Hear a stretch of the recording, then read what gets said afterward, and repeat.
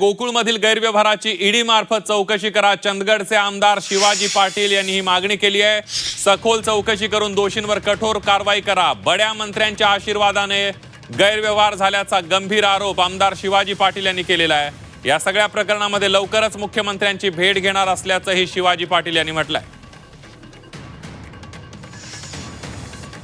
प्रकाश पाताळेंच्या भाच्याला खास जीप म्हणून 400 डेऱ्यांचा कोकणमध्ये सांभाळणाऱ्या माणसाला आणि जर एवढ्या मोठ्या डेअरीचा त्याला हे करून टाकले. त्याचं वय वर्ष 30 आणि संस्था त्याच्यात दिल्यानंतर त्याच्यावर जर उद्या कारवाई नाही आणि त्यानं जर तिथून हटवलं नसेल किंवा त्याने कारवाई नाही झाली तर त्याची पण ईडी मार्फत चौकशी होऊन त्याच्या चौकशीला सामोरं त्याला जायला लागेल आणि ही चौकशी लावायला लागेल.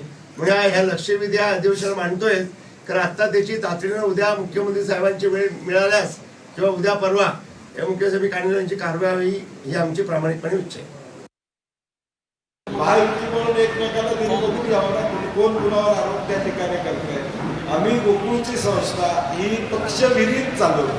पक्षाचा कुठला तिथं आम्ही त्या ठिकाणी येऊ दिला नाही. कारण काय होतं, कारण की 5.5 लाख शेतकरी त्याच्यावर अवलंबून आहे. 5.5 लाख शेतकऱ्यांचा उदरनिर्वाह अवलंबून आहे.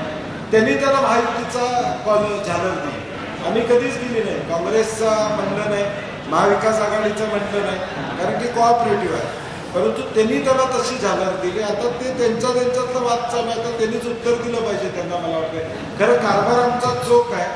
शिवाजी पाटलांनाही माझी विनंती आहे की संस्था बदनाम करू नये अशी माझी त्यांना विनंती आहे. मी पहिलं राजेश केशव आघाडी म्हणले, आता नंतर महायुती आता म्हणतायत. त्यामुळे त्यांनी आता घरातलं भांडण सोडवावं ना. ते ज्येष्ठ आहेत, ज्येष्ठ मंत्री आहेत. आता मला त्यांचे पण हातबलता दिसून यायला लागले. आता